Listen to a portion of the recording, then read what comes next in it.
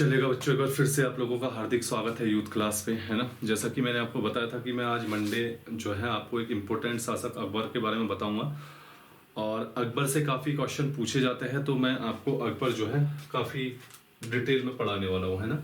अकबर याद रखेगा। देखिएगा बच्चों, अकबर जो था इसका वैसे नाम तो जलालुद्दीन मोहम्मद था, है ना। जलालुद्दीन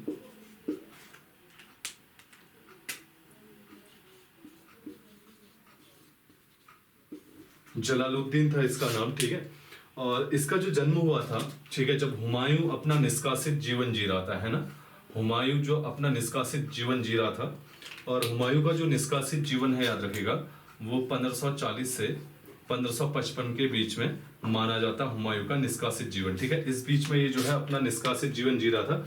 और इसी बीच में याद रखेगा 15 अक्टूबर 1542 को अमरकोट का राजा था वीरसाल। अमरकोट का ये महल था, मतलब अमरकोट का राजा, अमरकोट महल वीरसाल, राणा वीरसाल के महल पे हुआ था, ठीक है, 15 अक्टूबर 1942। तो क्वेश्चन ये भी आता है कि किस शासक का जन्म उसके पिता के निर्वासित जीवन काल के दौरान हुआ था, तो वो अकबर था, ठीक है। क्योंकि हुमायूं जो था 1540 में अंतिम तौर से कन्नौज का युद्ध हार जाता है, तो कन्नौज के युद्ध हारने के बाद इसको शेरशाह सूरी जो है वो भारत से निष्कासित कर देता है और भारत में एक नए वंश सूरवंश की नींव रख देता है। ये आपको पता होगा, है ना, काफी इंपोर्टेंट डाटा है, याद रखेगा, ठीक है। तो इसके बाद जो है 15 अक्टूबर 1942 को हामिदा बानो बेगम से, जो हुमायूं की पत्नी होती है, अकबर का जन्म होता है 15 अक्टूबर 1942 को। अब बच्चों, जिस टाइम पे अकबर का जन्म होता है, ठीक है, इसके बाद क्या होता है, 1556 की बात होती है। 1556 में जो हुमायूं है, इसका जो मेन सेनापति होता है वो होता है बैरम खां, ठीक है, याद रखिएगा, कौन होता है, बैरम खां। तो हुमायूं दिल्ली में होता है और बैरम खां अकबर को लेके, याद रखिएगा, अकबर को लेके कालानौर नामक स्थान पे आ जाता है, कालानौर नामक स्थान पर, ठीक है, जो पंजाब में है। यहाँ पे अकबर को लेके आता है और अकबर और बैरम खां 1556 में कालानौर स्थान पे जो है अफगानों का जो विद्रोह है उसको दबाने में बिजी थे, ठीक है।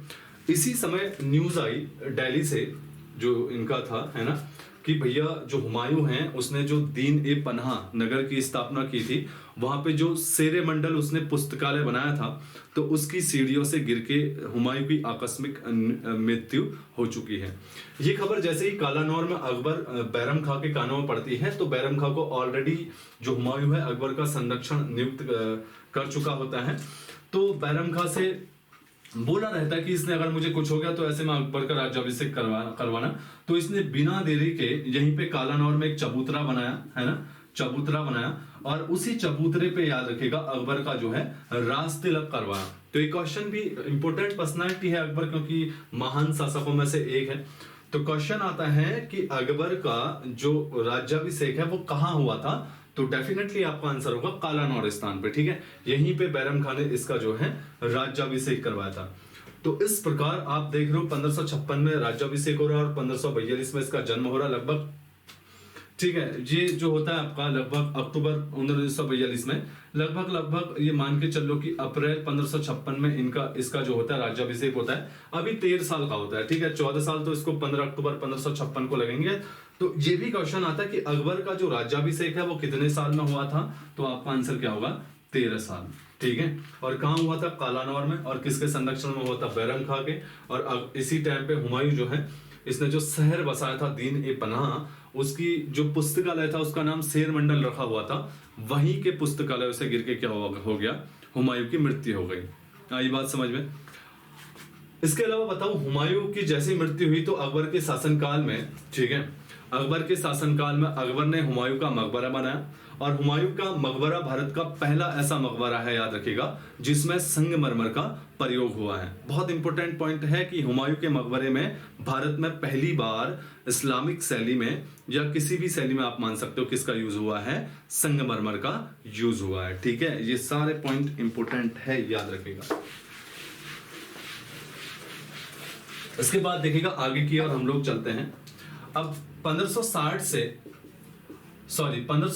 से 1560 वाला जो अकबर का शासनकाल होता है, ये बैरम खां के संरक्षण में होता है, ठीक है, बैरम खां के संरक्षण में होता है। और जो 1560 से 1564 तक होता है, इसे पेटीकोट शासन व पर्दा शासन बोलते हैं, ठीक है, वह पर्दा शासन बोला जाता है, जो ये अपनी माँ और माहम अनगा के उसमें मतलब, ठीक है, उनके संरक्षण में करता है। तो अकबर के 2 शासन काल चलते हैं, 1556 से 60 जो बैरम खां के संरक्षण में चलता है, और 1560 से 1564 जिसे पेटीकोट शासन या पर्दा शासन कहते हैं, ठीक है। अब हम बात करें बैरम खां के संरक्षण के शासन टाइम की बात करें तो इसी काल में एक बहुत इंपॉर्टेंट युद्ध हुआ 5 नवंबर 1556 को, पानीपत का द्वितीय युद्ध, ठीक है, पानीपत का दूसरा युद्ध। पानीपत का पहला युद्ध बाबर और इब्राहिम लोदी के बीच में हुआ था, जिसमें बाबर की जीत होती है, और बाबर जो होता है दिल्ली सल्तनत का द एंड करता है और एक नए वंश की भारत में नींव रखता है, जिसका नाम क्या होता है, मुगल वंश, ठीक है। पानीपत का प्रथम युद्ध। तो पानीपत का जो दूसरा युद्ध होता है वो 5 नवंबर 1556 को, याद रखेगा, ठीक है, अकबर और हेमू के बीच में होता है, ठीक है। हेमू जो होता है अंतिम विक्रमादित्य होता है 14वां, याद रखेगा। इतिहास में टोटल जिन शासकों ने विक्रमादित्य की उपाधि धारण की है वो 14 हैं, और हेमू जो है वो 14वां विक्रमादित्य की उपाधि धारण करने वाला हिंदू शासक होता है, ठीक है। जो विक्रमादित्य की उपाधि ग्रहण करने का कॉन्सेप्ट है वो उज्जैन से लगाया जाता है कि वहां के शासक ने 57-58 ईस्वी पूर्व में शकों को हराया था, शकों को भगाया था उस क्षेत्र में। तो शकों के भगाने के उपलक्ष्य में जो है उस टाइम से विक्रमादित्य की उपाधि धारण की जाती है। टोटल 14 हैं। उसके बाद देखिएगा सबसे फेमस विक्रमादित्य पूछेगा तो गुप्त वंश का चंद्रगुप्त द्वितीय जो रहता है, वो पूरे इतिहास में जो 14 विक्रमादित्य रहते हैं इन सभी में सबसे महान शासक रहता है, ठीक है। हेमू एक नमक व्यापारी होता है, हरियाणा के एनसीआर वाले क्षेत्रों में उसकी नजर चलती है कि अभी अभी अकबर जो है गद्दी पे बैठा है और बैरम खां उसका संरक्षण कर रहा है, तो मौके का फायदा उठाकर क्यों ना आक्रमण किया जाए इस पे, ठीक है। ऐसे में अगर ये हो जाता है आक्रमण सफल, तो हम जो है मुस्लिम जो मुगल साम्राज्य है उसकी सत्ता उखाड़ फेंकेंगे और अपनी सत्ता स्थापित कर देंगे। तो बैरम खां सीधे पानीपत के मैदान पे आ जाता है 5 नवंबर 1556 को, और हेमू दोनों के बीच में यहाँ पे युद्ध होता है। क्वेश्चन आता है कि अकबर का नेतृत्व इस युद्ध में अकबर की ओर से किसने नेतृत्व किया था पानीपत में, तो बैरम खां, और हेमू तो हेमू था, ठीक है। दोनों के बीच में युद्ध होता है। बताते हैं कि इतिहास में ये युद्ध हेमू की आंख में तीर लगने की वजह से जो है हेमू हार जाता है। तो इस युद्ध में जो है बैरम खां जीत जाता है, हेमू हार जाता है, यानी अकबर जीत जाता है। और अकबर अब जो बैरम खां को है अपना प्रधानमंत्री व वकील नियुक्त कर देता है, ठीक है, वकील नियुक्त कर देता है, प्रधानमंत्री नियुक्त कर देता है। तो अब होता क्या है कि जो अकबर के अन्य जो होते हैं, ठीक है, कह सकते हो कि चमचे, वो बैरम खां के प्रति अकबर के कानों पे बात डालना शुरू कर देते हैं। बैरम खां ये वो सो करके, है ना, सारी चीजें डालना शुरू कर देते हैं। तो इसी बीच में 1560 के आसपास में बहुत ज्यादा हो जाता है, तो अकबर जो है बैरम खां को 3-4 कंडीशन देता है कि आप या तो उज्जैन के जो है गवर्नर बन जाओ, या ठीक है मेरे जो है छोटे पदाधिकारी बन जाओ, कुछ इस टाइप का कहता है। तो बैरम खां को पसंद नहीं आता। बैरम खां बोलता है यार मैंने 4 साल पूरा तुझे पाला पोसा, तेरा शासन देखा, तुझे पानीपत का युद्ध जितवाया, और उसके बाद लास्ट में तू कहता है कि एक सूबे का गवर्नर बन जा। तो एक ऑप्शन और देता है कौन, अकबर, या तुम हज यात्रा पे चले जाओ, समझ में आना, मक्का में होती है। तो अकबर चौथा जो इसका ऑफर होता है हज यात्रा, ये एक्सेप्ट कर लेता है। तो 1560 के आसपास में जब ये बात होती है तो बैरम खां हज यात्रा के लिए जाता है। तो यहीं पे याद रखिएगा गुजरात के पाटन नामक स्थान पर एक व्यक्ति होता है मुबारक खां, ठीक है, एक व्यक्ति होता है जिसका नाम होता है मुबारक खां।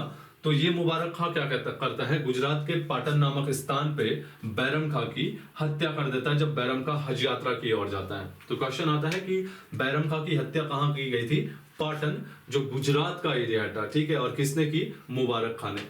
तो इस प्रकार से अब क्या होता है 1556 से 1560 में अकबर को जो है बैरम खां से एक प्रकार से छुटकारा मिल जाता है। अब दूसरा इसका जो टाइम पीरियड चलता है वो चलता है 1560 से 1564 तक, जिसे पर्दा शासन या बुर्का व्यवस्था शासन बोलते हो, ठीक है। ये चलता है 1560 से 1564 के बीच में, इसे बोलते हो पर्दा शासन, ठीक है, या पेटीकोट शासन। पेटीकोट शासन अकबर के शासन के काल में बोला जाता है। हालांकि जैसे ही बैरम खां से ये नियुक्त होता है तो इसके बाद ये सबसे पहले 1561 में मालवा के नरेश बाज बहादुर पर अटैक करता है, याद रखेगा, बाज बहादुर पर अटैक करता है और बाज बहादुर को हरा देता है। तो क्वेश्चन आता है, ऐसे भी आता है कि बैरम खां के संरक्षण से मुक्त होकर अकबर का पहला अभियान किसके लिए था? तो मालवा का अभियान था बाज बहादुर के प्रति और जीत गया था। ठीक है, इसके बाद पेटीकोट पर्दा शासन में क्या करता है? इसमें एक महिला होती है माहम अनगा। माहम अनगा ये महिला होती है, इसका बेटा होता है, वो भी गद्दी के लिए लगातार प्रयासरत रहता है। तो अकबर क्या करता है? 1562 में उसकी हत्या कर देता है। समझ में ना, 1562 में उसकी हत्या कर देता है और एक तरीके से बिल्कुल पूरी तरह से अब गद्दी के लिए अपना जो है कह सकते हो कि मतलब एक प्रकार से अधिकार जो है वो डाल लेता है कि भैया अब हो गया, बहुत हो गया, अब मेरा हो गया है, मैंने इसके मानम अमगा का जो बेटा था जो गद्दी के लिए लड़ रहा था उसको भी खत्म कर दिया। इसी दौरान, इसी पेटीकोट और बुरखा शासन के दौरान अकबर ने कुछ ऐसे काम किए जिसे इतिहास में इन कामों के लिए इसे अकबर बोला जाता है। इसका नाम तो वास्तविक जलालुद्दीन था। समझ में ना, अकबर जो नाम पड़ा इतिहासकार कहते देखिएगा कहां से पड़ा। सबसे पहले इस व्यक्ति ने सबसे इंपॉर्टेंट घटना की इस पर्दा शासन में कि 1562 में इसने दास प्रथा का द एंड किया है ना, दास प्रथा का द एंड किया। और दास प्रथा का एंड आपको पता होगा कि उत्तराखंड में गोवन ने किया था और जहां पे अकबर ने किया था। इसके बाद 1563 में इसने हिंदुओं से तीर्थ यात्रा कर हटा दिया था। ठीक है, तीर्थ यात्रा कर हटा दिया था, याद रखिएगा,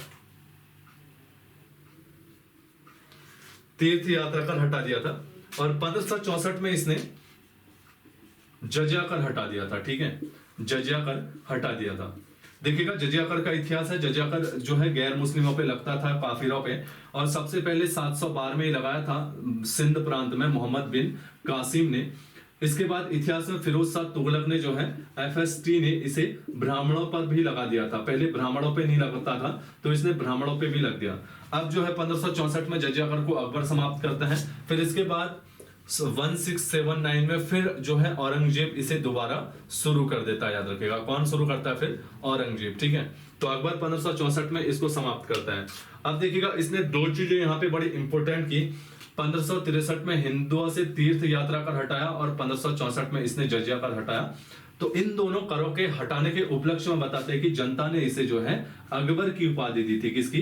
अकबर की उपाधि दी थी। बहुत सारे इतिहासकार इसको कंबाइन करके बताते हैं कि तब इसे अकबर कहा जाने लगा। ठीक है, आगे देखते हैं। ठीक है, अब जैसे ही ये बंदा जो है अकबर महान सम्राट पर्दा शासन या पेटीकोट शासन से मुक्त होता है तो 1564 में ये जो है गोंडवाना अभियान करता है। याद रखिएगा, ये बड़ा इंपॉर्टेंट है, याद रखिएगा, गोंडवाना अभियान करता है।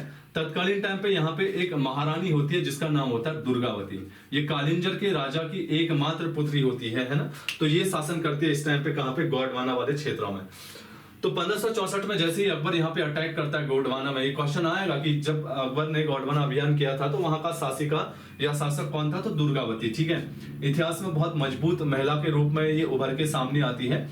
तो 1564 में जैसे ही बाबर ने जो है गोंडवाना अभियान किया रहता है तो इसी टाइम पे क्या होता है, अपने आप को दुर्गावती जो है मुगल सेना से घिरा होने के उपलक्ष्य में, ठीक है, मुगल सेना के घिरा होने के उपलक्ष्य में ये जो है आत्महत्या कर लेती है। आपने सुना होगा जौहर प्रथा। ठीक है, जौहर प्रथा और सती प्रथा सुनी होगी। सती प्रथा तो जो है 509 और 10 में गुप्त काल में दिखी थी हमें पहली बार, और भानुगुप्त के ऐरण अभिलेख में। ठीक है, भानुगुप्त के ऐरण अभिलेख में। ठीक है, ऐरण अभिलेख में। तो ये तो कंपलसरी था समाज के लिए, किसी भी वर्ग के लिए। लेकिन जो जौहर प्रथा है बच्चों, ये इतिहास में जो है ये राजपूतों ने शुरू की है। किसने? राजपूतों ने। इसमें होता क्या था कि कोई अगर राजपूतों का युद्ध मुस्लिम मतलब जैसे मुगल सेना से होता था या दिल्ली सल्तनत काल से होता था, तो इनकी महिलाएं युद्ध में जाने से पहले ही क्या कर लेती थी? आत्महत्या कर लेती थी। समझ में आना, कि वो जो है मुस्लिमों के अधीन ना आ सके करके, उनकी महिलाएं और उनके बच्चे। ठीक है, तो इसीलिए इसे कहा गया जौहर प्रथा। ठीक है, याद रखेगा।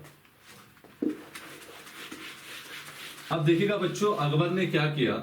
इसके बाद अकबर की बात करते हैं। अकबर ने 1567 में मनसबदारी व्यवस्था सामने लेके आया। मनसबदारी व्यवस्था सामने लेके आया।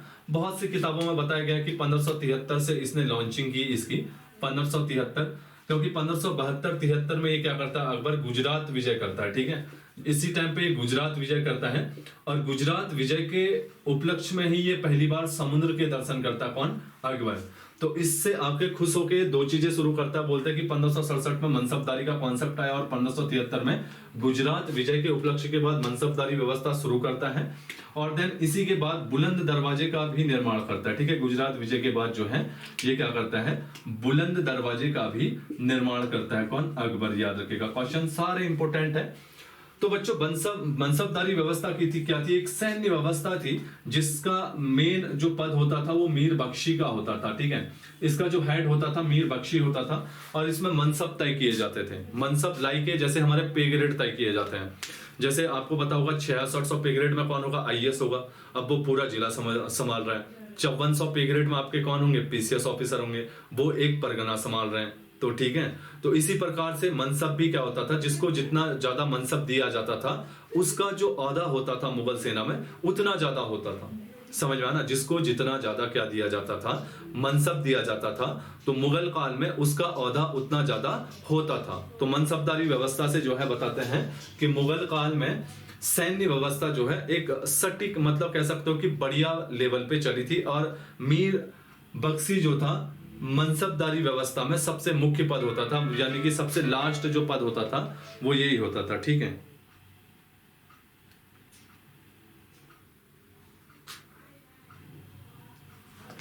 आया समझ में मीर बख्शी का? ठीक है, आगे चलते हैं।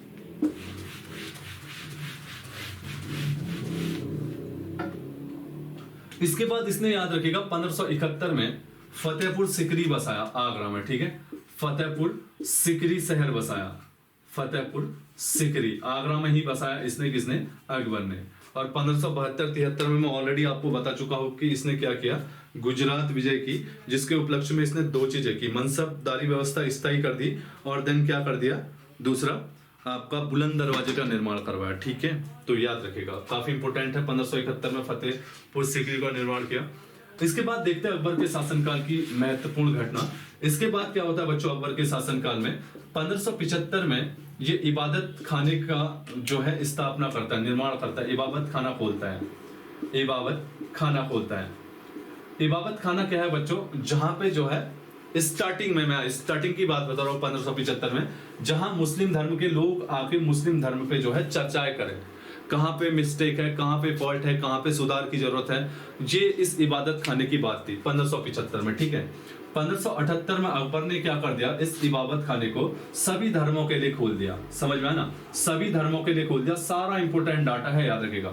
1575 में इसने इबादत खाना खोला, जहां पे स्टार्टिंग में जो इबादत खाना खोला उसका कॉन्सेप्ट था कि यहाँ पे सिर्फ मुस्लिम वर्ग ही आके जो है मुस्लिम धर्म से संबंधित चर्चाएं करेगा। ठीक है, अकबर को ये चीज भाई नहीं। अकबर ने 1578 में सारे धर्मों को प्रमोट कर दिया कि सारे धर्म के लोग आओ इबादत खाने में और अपने धर्म की खासियत बताओ, और उसके हिसाब से जो है यहाँ पे धर्म सम्मेलन होगा। ठीक है ना? क्वेश्चन आता है कि अकबर ने इबादत खाने को सभी धर्मों के लिए कब खोला? 1578। और इबादत खाने को कब बनाया? 1575। काफी इंपोर्टेंट डाटा है ना? सारा इंपोर्टेंट डाटा है। इसके बाद देखिएगा बच्चों अकबर क्या करता है। इसके बाद 1569 में 1579 में एक तो ये मजहर की घोषणा करता है। ठीक है, मजहर की घोषणा करता है। और इसी टाइम पे इसके यहाँ एक व्यवस्था सामने आती है जिसका नाम होता है दहसाला बंदोबस्त। ठीक है, दहसाला बंदोबस्त। तो 1569 में 1579 में अकबर के शासनकाल में दो बड़ी अहम चीजें होती है। एक तो मजहर की घोषणा होती है, दूसरा दहसाला बंदोबस्त की घोषणा होती है। ठीक है, मजहर की घोषणा के दौरान ये आगे क्या करता है, दीन ए इलाही धर्म का निर्माण करता है। ठीक है, दीन ए इलाही धर्म बनाता है मजहर के दौरान। और मजहर का जो मेन मुख्य करता था वो अबुल फजल ही था। ठीक है, अबुल फजल और इसका भाई फैजी जो ये थे, ये इस मजहर की घोषणा के पीछे सबसे मुख्य थे। तो इन्होंने मजहर की घोषणा की। दहसाला बंदोबस्त क्या था? ये एक राजस्व व्यवस्था थी या भू राजस्व व्यवस्था थी। ठीक है, भू राजस्व व्यवस्था थी जिसको इसके वित्त मंत्री टोडरमल द्वारा लॉन्च किया गया। ठीक है, टोडरमल द्वारा लॉन्च किया गया। टोडरमल जो था बच्चों अकबर के दरबार में आने से पहले ये जो था शेरशाह सूरी के दरबार में था, और वहां पे दहसाला बंदोबस्त को शेरशाह सूरी के दरबार में जाब्ती व्यवस्था कहलाती थी। ठीक है, जाप्ती व्यवस्था कहलाती थी, याद रखेगा। दहसाला बंदोबस्त शेरशाह के दरबार में जाप्ती व्यवस्था कहलाती थी। तो बताया जाता कि अकबर ने इसी जाप्ती व्यवस्था को कॉपी किया, इसका जो वित्त मंत्री था टोडरमल, और उसने इसको थोड़ा वैज्ञानिक तरीका दिया, ठीक है, वैज्ञानिक तरीके से डेवलप किया। इसके टाइम पे यहाँ पे रस्सी लगी होती थी, तो इसने इसमें पैमाइश के लिए लोहे के चैन लगा दे, समझ में आना। तो क्वेश्चन आता है कि अकबर ने दहसाला बंदोबस्त के तहत क्या किया, तो लोहे की चैन की। दूसरा, जाप्ती व्यवस्था से थोड़ा एक्स्ट्रा वैज्ञानिक व्यवस्था थी, हालांकि कॉपी इसी की थी, ठीक है। तो टोडरमल ऑलरेडी जाप्ती व्यवस्था में भी काम कर चुका होता है, किसमें, शेरशाह सूरी के दरबार में। तो वहां पे ये सफल हो जाती है, तो उसी को ये अपने दरबार में लाता। टोडरमल से भू राजस्व व्यवस्था के लिए सारा जो है डाटा जो है तैयार करने के लिए बोलता है। तो टोडरमल डाटा तैयार करते हैं और 1579 में इसे अकबर के सामने पेश करता है और 1580 में ये लागू हो जाती है उत्तर भारत में, ठीक है। क्वेश्चन आएगा लॉन्च कब की, 1579, और लागू कब की, 1580 में, ठीक है। तो ये याद रखिएगा, बंगाल दक्षिण भारत में लागू नहीं हुई, ये हुई आगरा में, ठीक है, दिल्ली में, और आपका यूपी वाले एरियाज में, मोस्टली उत्तर भारत में जो है दहसाला व्यवस्था लॉन्च की गई।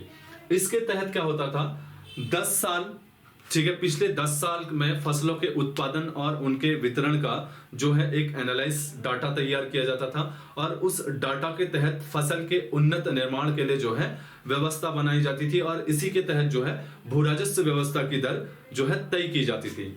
तो दहसाला बंदोबस्त के तहत अकबर ने जो भू राजस्व की दर तय की वो 1/3 थी, और क्या किया जाता था, पिछले 10 सालों का डाटा लिया जाता था फसल उत्पादन का और फसल वितरण का। तो उस डाटा को मद्देनजर रखते हुए दहसाला व्यवस्था आगे और डेवलप की जाती थी, ठीक है। तो ये है आपका दहसाला व्यवस्था, टोडरमल ने लॉन्च की थी। लॉन्च हुई 1579 और लागू हुई 1580। खासकर लागू कहां हुई, आगरा, दिल्ली, यूपी, उत्तर भारत वाले क्षेत्रों में, ठीक है। बंगाल में ये लागू नहीं हो पाई, काफी इंपोर्टेंट है, याद रखेगा, नहीं दक्षिण भारत में लागू हुई। और 1579 में ही इसने मजहर की घोषणा की। इस मजहर को बनाने में मुख्य हाथ जो था वो फैजी का बताया जाता है, ठीक है। किसका बताया जाता है, फैजी, याद रखेगा। अब एक घटना थोड़ा हम पीछे भूल गए हैं, ठीक है, याद रखेगा। जैसे ही अकबर जो है किसको, बैरम खां को मारता है, तो वैसे ही अकबर जो है बैरम खां की विधवा सलीमा बानो बेगम और उससे शादी कर लेता है, और उसके पुत्र, याद रखेगा, अब्दुल रहीम को खाने खाना की उपाधि देता है, समझ में आना। तो अब्दुल रहीम जो खाने खाना होता है, जो बैरम खां का पुत्र होता है, वो क्या करता है अकबर के शासनकाल में, वो बैरम खां का लड़का होता है, और अकबर जो है बैरम खां की विधवा से शादी कर लेता है, तो डेफिनेटली अब वो अकबर का बेटा बन गया, समझ में आना। अकबर का बेटा था अगर देखा जाए तो, कौन बताइएगा, आपका ये अब्दुल रहीम, क्योंकि उसका बेटा था ना बैरम खां का, उसकी विधवा का बेटा था, अकबर ने शादी कर ली तो बेटा हो गया, ठीक है। और उसका नवरत्न में से एक भी था अब्दुल रहीम खाने खाना। खाने खाना तो उपाधि दी गई थी उसको अकबर ने, और उसका नाम वास्तव में क्या था, अब्दुल रहीम था, ठीक है। ये क्या करता है अकबर के शासनकाल में, जो बाबरनामा होती है, याद रखेगा, जो बाबरनामा होती है, इसका जो है फारसी में अनुवाद करता है, ठीक है, फारसी में अनुवाद करता है। बाबरनामा मूल रूप से तुर्की में लिखता है, मैं आपको बता चुका हूं। और इसमें ये सबसे महान हिंदू शासक किसको बताता है, कृष्ण देव राय को, जो क्या था, विजयनगर साम्राज्य के तुलुक वंश का सबसे महान शासक था, पूरे विजयनगर साम्राज्य का। मैंने आपको बताया था कि इसी कृष्ण देव राय को आंध्र भोज या आंध्र पिता कहा जाता है। ये शासक पढ़ा चुका हूं मैं, कृष्ण देव राय, काफी इंपोर्टेंट डाटा इससे आता है, तो मैं लिस्ट बना दूंगा इंपोर्टेंट शासकों की आज, ठीक है, सारा देख लेना। बाबरनामा का फारसी में अनुवाद करता है, और बाबरनामा जो होता है तुर्की में लिखी जाती है मूल रूप से, ठीक है। और इसका फारसी में अनुवाद कौन कराता है, अब्दुल रहीम खान खाना, एक प्रकार से कह सकते हो अकबर का बेटा, ठीक है। अब क्या होता है देखिएगा बच्चों, 1562 की बात होती है। 1562 में अकबर जो होता है, मुजुद्दीन चिश्ती जो दरगाह है, ठीक है, मुजुद्दीन चिश्ती की जो दरगाह है अजमेर में, बहुत ही फेमस दरगाह है, ठीक है, मुजुद्दीन चिश्ती की। तो अकबर जो होता है यहाँ जाता है। इससे पहले मैं आपको बता चुका हूं कि मुजुद्दीन चिश्ती की दरगाह जाने वाला जो पहला शासक था वो फिरोज शाह तुगलक था, और फिरोज शाह तुगलक पहला ऐसा इतिहास में शासक होता है जो हज यात्रा अपने राज की खर्च पे करवाता है, ठीक है। राज्य का जो टैक्स होता है उससे लोगों को हज यात्रा कराने वाला पहला शासक एफएसटी था, और मोहम्मद जो मुजुद्दीन चिश्ती की दरगाह में जाने वाला भी पहला शासक वो था। तो अकबर भी मुजुद्दीन चिश्ती को बहुत मानता था, तो ये भी जाता था यहाँ पे अजमेर में। तो 1560 में जब ये अजमेर जा रहा था तो रास्ते में कच्छा शासक, याद रखेगा, कच्छा शासक भारमल मिले इसको। कौन मिला? कच्छा शासक भारमल मिला, ठीक है। कच्छा शासक भारमल मिला 1562 में। इसकी ही बीवी होती है, इसकी ही बेटी होती है हरका बाई, जिसे बाद में अकबर जो है, याद रखेगा, जोधाबाई की उपाधि देगा। किसकी? जोधाबाई की, ठीक है, जोधाबाई की उपाधि देगा। और इस जोधाबाई का मूल नाम क्या होता है? हरका बाई। और ये किसकी बेटी होती है? भारमल की, जो कच्छा शासक होता है। तो 1562 में क्या होता है, अकबर जब मुजुद्दीन चिश्ती की दरगाह में जाता अजमेर में, तो ये कच्छा शासक जो होते हैं अकबर की अधीनता स्वीकार कर लेते हैं, ठीक है, अकबर की अधीनता स्वीकार कर लेते हैं। और अकबर की अधीनता स्वीकार करने वाले प्रथम राजपूत होते हैं। क्वेश्चन ये भी आता है कि अकबर की अधीनता स्वीकार करने वाले प्रथम राजपूत कौन है? तो आपका आंसर होगा भारमल, कच्छा शासक भारमल, ठीक है।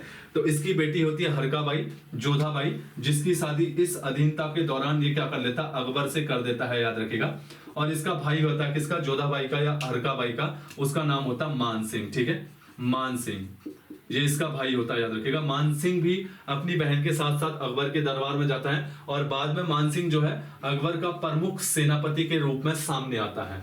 तो इसी बीच में जो चित्तौड़ के शासक होते हैं लगभग ऊपर साइड के, कौन? महाराणा प्रताप, ठीक है, महाराणा प्रताप। तो महाराणा प्रताप जो होते हैं बताते हैं कि मान सिंह को खरी खोटी सुनाते हैं कि तुमने जो है उनकी अधीनता स्वीकार कर ली, ये वो सो, ऐसा कुछ मान सिंह को कहा और मान सिंह को अपमानित किया। तो मान सिंह बताते हैं कि अकबर से उसने कहा था कि जब भी महाराणा प्रताप के साथ लड़ोगे तो सेनापति मैं ही रहूंगा, मुझे उसे सही मायने में जो है धूल चटानी है, ऐसा मान सिंह ने कहा था, ठीक है, बताया जाता है। तो इसी के बाद 1568 में पहली बार अकबर और महाराणा प्रताप के बीच में विवाद शुरू होता है और 18 जून 1556 में इन दोनों के बीच में एक महत्वपूर्ण युद्ध होता है जिसे बोलते हैं हल्दी घाटी का युद्ध। किसका? हल्दी घाटी का युद्ध, ठीक है, जिसे बोला जाता है हल्दी घाटी का युद्ध। 18 जून 1556 को यह युद्ध होता है। यह युद्ध अकबर की ओर से जो नेतृत्व करता है वो करता मान सिंह, याद रखेगा, ठीक है, मान सिंह और महाराणा प्रताप के बीच में। महाराणा प्रताप, इनके घोड़े का नाम था चेतक, आपको पता होगा, है ना। इन दोनों के बीच में यह युद्ध होता है। तो इस युद्ध में मान सिंह जो है महाराणा प्रताप को पराजित करता है और महाराणा प्रताप पराजित होकर फिर विरोध नहीं करते, फिर कहीं दूसरी जगह निकल जाते हैं। और 1597-98 के बीच में बताते हैं कि धनुष खींचते टाइम पे, ठीक है, धनुष खींचते टाइम पे जो खींचते नहीं है पीछे की डोर, वो बिल्कुल लोहे की होती है, वो उनके पेट में लग गया था और पेट हल्का उनका फट गया था। तो उसके बाद इन्फेक्शन होना उनको शुरू हो गया, तो वो जो है वो लगने से उनकी मृत्यु हो जाती है। किसकी? महाराणा प्रताप की, ठीक है। अब क्या करता है अकबर, आगे देखिएगा। अकबर जो है 1582 में दीन ए इलाही धर्म लॉन्च करता है, ठीक है, दीन ए इलाही धर्म लॉन्च करता है। कौन? इसका मुख्य पुरोहित जो होता है वो होता है अबुल फजल। कौन होता है? अबुल फजल। अबुल फजल कौन है? अकबर के नवरत्नों में से एक है जिसने आईने अकबरी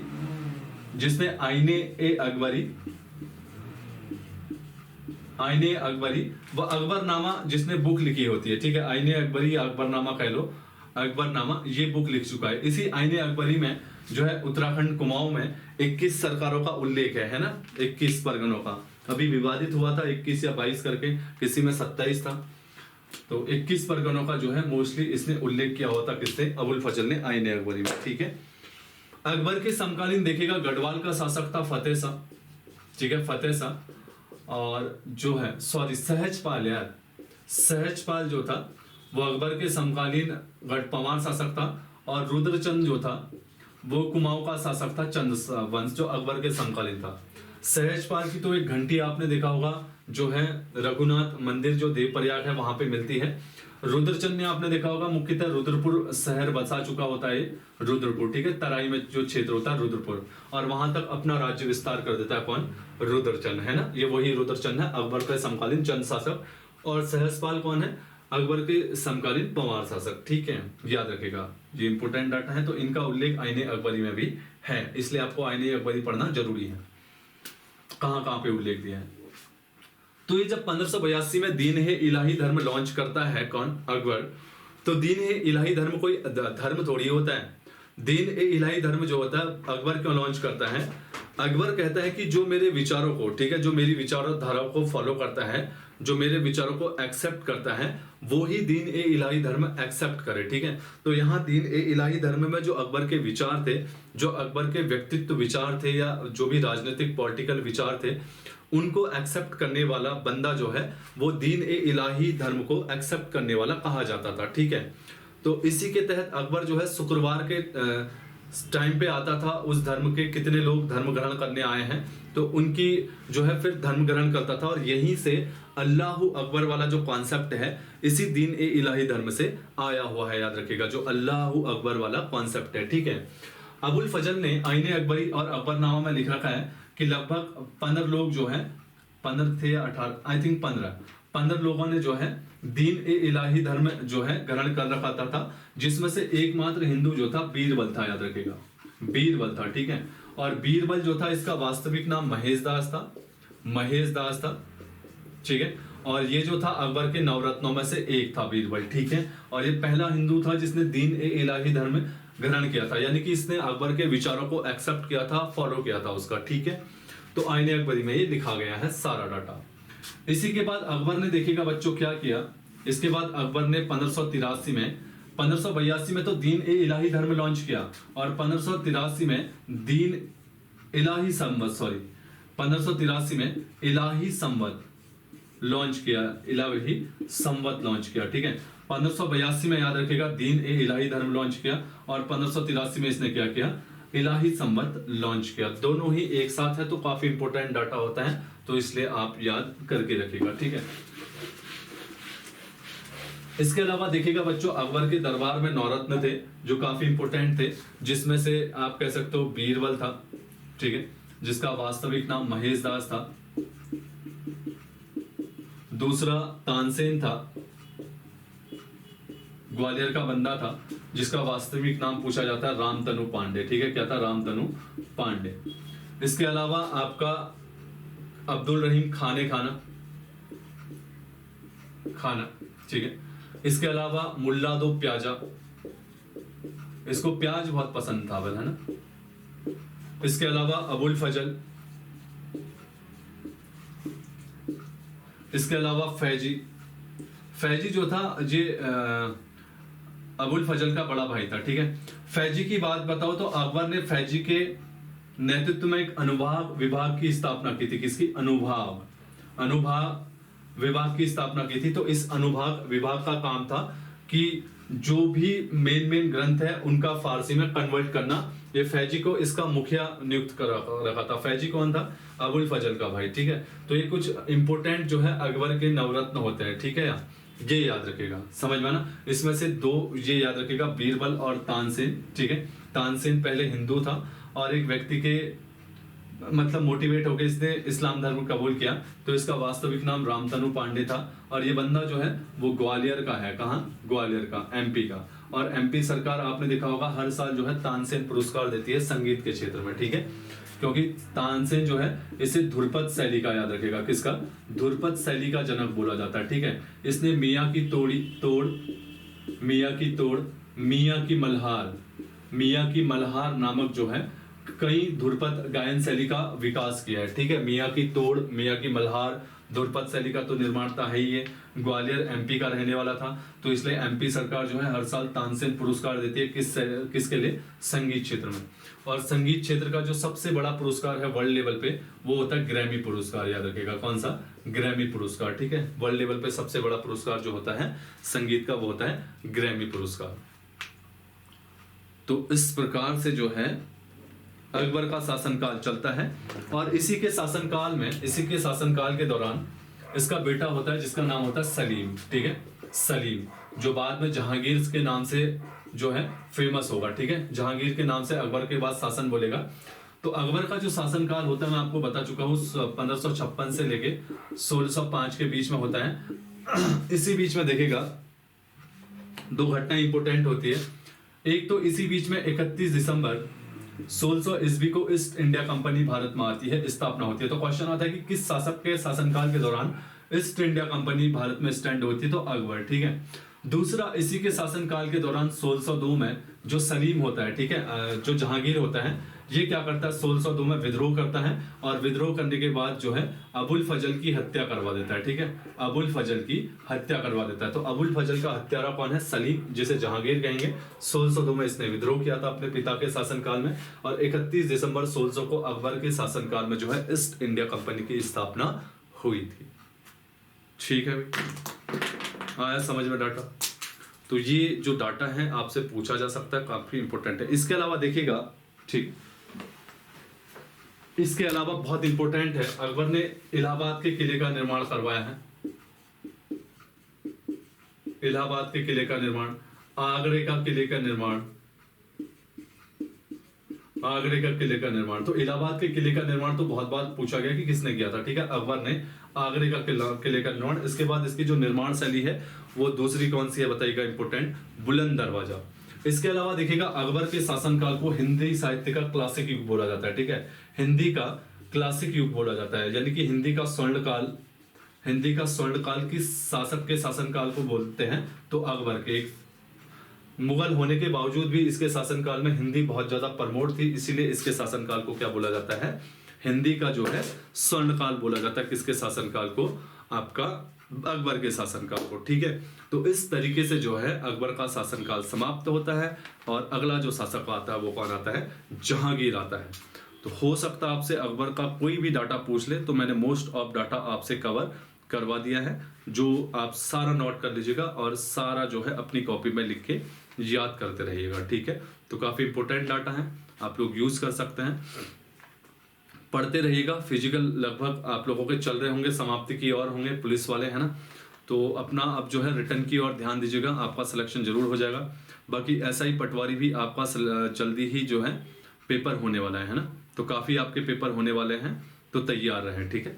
अब पढ़ते रहें, खुश रहें, है ना, हंसते रहें, ठीक है। और मैंने आपसे जो सोचा कि लाइव आके 1.5-2 घंटे की क्लास दूंगा और हफ्ते में 2-3 दिन मुझे भी चाहिए, तो कल मैं एक सॉफ्टवेयर देखता हूँ, कल सॉफ्टवेयर की बात वो हो रखी है, ठीक है, इंस्टॉल हो जाता है, सारा चीज़ हो जाता है, तो कल से मैं लाइव आना शुरू हो जाऊँगा, ठीक है। तो कल से लाइव आना शुरू हो जाऊँगा, तो कल से थोड़ा हिंदी भी करते हैं, उत्तराखंड का पर्सनैलिटी जो चल रही है वो मैं जल्दी समाप्त कर देता हूँ, ठीक है। इस वीकेंड में 2-3 क्लास उसकी और दे देता हूँ, वो जल्दी ही समाप्त कर देते हैं। उसके बाद आपका बहुत चल रहा है कि सर साहित्य करवा दो, साहित्य करवा दो, उसके बाद जो है मैं अगला हिंदी साहित्य में जो मेन राइटर है उनको करवा देता हूँ, ठीक है। तो जो जो इंपॉर्टेंट डाटा है वो मैं करवा दूंगा। बाकी अपनी तैयारी करते रहें और अपने आप को प्रमोट करते रहें, ठीक है, ज़्यादा से ज़्यादा। किसी को कोई दिक्कत होती है किसी भी सब्जेक्ट में, किसी भी टॉपिक में, तो व्हाट्सअप मैसेज कर सकते हैं, नंबर मैंने ऑलरेडी आपको बता रखा है, चलेगा, ठीक है। सभी लोगों को शुभ रात्रि और आप लोग आगे बढ़ते रहें, ठीक है, चलिए।